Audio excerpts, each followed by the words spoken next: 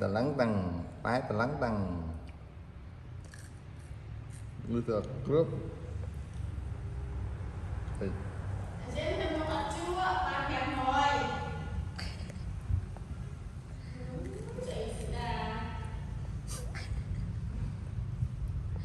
ăn cháo lên xin tiện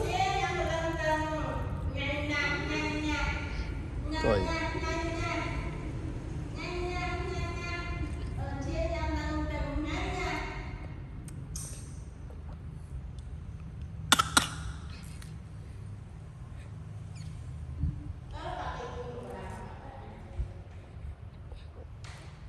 thôi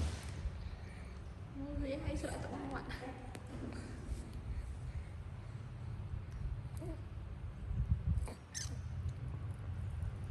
chụp qua chấm bảy thằng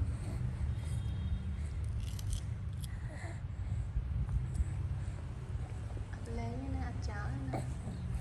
giờ là bỏ xia chào đi chú mày chụp răng gì